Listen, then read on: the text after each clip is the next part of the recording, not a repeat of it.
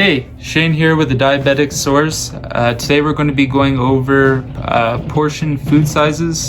food portion sizes, and how to measure our complex carbs, our veggies, and our fats to make sure we have the right amount for what we are trying to achieve. Our portion sizes will generally be influenced by our body mass index, and that will tell us how much we should be eating for someone our age and gender. So me being a 25-year-old male right now, I have a certain BMI that I need to meet, and that's how much I should be consuming a day. We'll be going over your macros, and if you want to eat below your macros, then you can actually technically eat whatever you want. It doesn't mean you're getting the nutrients, but you can be eating whatever you want and still be losing weight.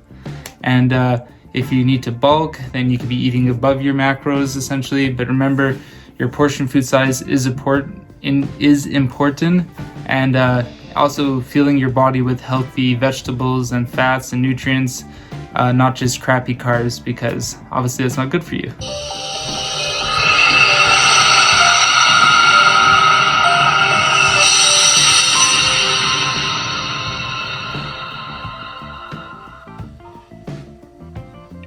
So with that long intro, I actually just gained a friend. This is Ella.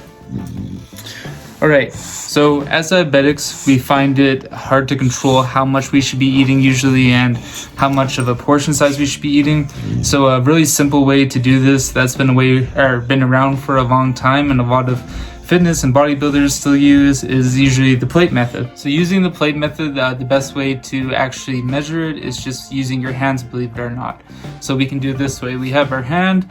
How much protein should we be having? This right here. The palm of our hand is how much protein we should be having. How much veggies should we be having? Our fist, right? This is how much veggies should be on our plate. How much healthy fat should we be consuming? Our thumb. So the size of our thumb is how much healthy fats we should be consuming on our plate. And then how much complex carbohydrates should we have? So these are things like pasta or potatoes, stuff that's really gonna kind of make our sugars go up. This is a cup.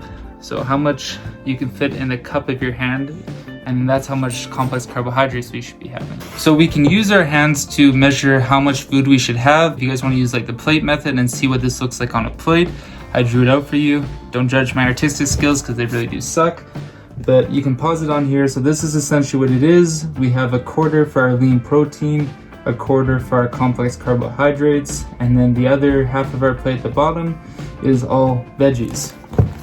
So the second method for measuring your food is actually your glycemic index. And your glycemic index number will determine how fast your blood sugars will actually spike after eating that said food that you're eating. So I'll just give you a quick example so you understand. Technically, the lower the glycemic index, the better it is for your blood sugars, because then we don't see those spikes. So a glycemic index that's usually lower than 55 is a good glycemic index, whereas anything usually higher than that, you are probably going to see a faster spike in your blood glucose. So I'll give you an example. If I'm eating a food with a 65 glycemic index, I'm probably going to see my blood glucose shoot up a lot faster, whereas if I was eating a different food with a glycemic index below 55, my sugars are not going to spike up, but they'll probably just rise gradually. And so this is why I need to be careful when I do measure my glycemic index, because then I can see a different result in my blood sugar, and I compare ahead of time, knowing how much more insulin I'll have to give myself. Because usually these are foods that will probably be higher in carbohydrates, such as pasta, white starches, and breads, and or candy. Whereas if we're eating something healthier in terms of veggies or just not complex carbohydrates, as much more multigrains and stuff that's better for us, we won't actually see a rise in our blood glucose that fast. Now, if we want a more accurate representation of what our sugars are going to do when we eat carbohydrates, we can actually calculate our glycemic load, which will determine how each carbohydrate we eat will determine whether or not our sugars are going to spike or if they don't spike. And this is based on how each gram of carbohydrate we eat will actually raise our blood sugar or not. So how do we get our glycemic load? In order to get our glycemic load, we actually first need our glycemic index, what I just previously talked about. And to get our glycemic index, we take the total amount of carbohydrates on the nutritional label, and then we subtract any fiber that's on there, and then we get our glycemic index. You guys should probably do this already all the time, you just don't even know it. So that's actually our glycemic index. Now to get our glycemic load, I'll just give you guys a quick example to make this more understandable.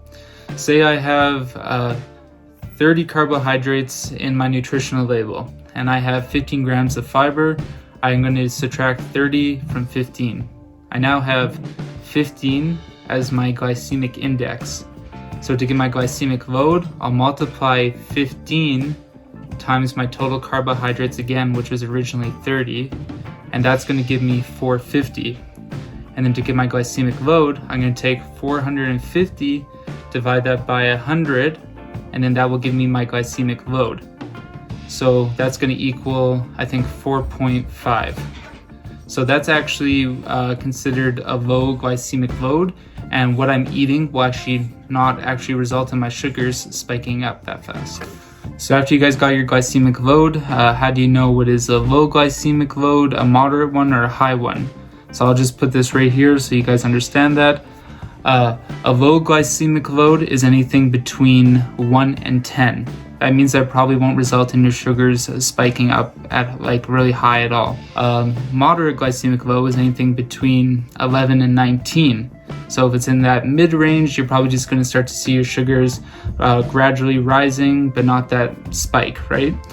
And then the next, anything that is 20 or higher is considered a high glycemic load, and those are foods that we would eat that would probably result in our sugars raising pretty rapidly.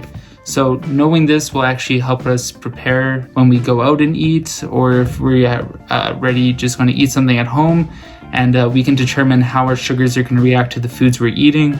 So if you guys are having problems and you see you can't control your sugars and you just don't know why they're raising with certain foods and not so much with others, you can calculate your glycemic index first and then calculate your glycemic load, and this will help you get a better representation how each gram of carbohydrate we eat will either raise or result in your sugars spiking. So I still wanted to talk to you guys about macros.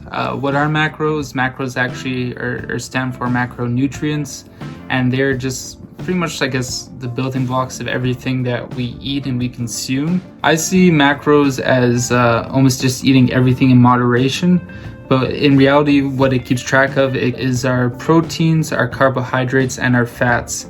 And it bases this off of our age, our gender, what we want to achieve in our bodies. So how do we keep track of our macros, and like how do we figure out how much we should be consuming?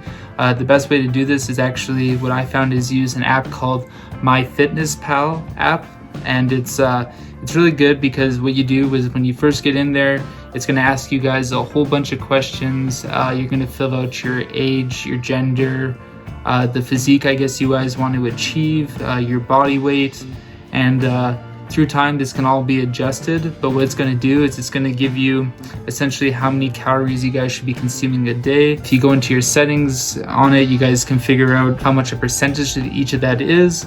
But the app is really cool. It doesn't require too much work, in the sense that it gives you guys different meals of the day. It gives you a diary. You can keep track of your stuff.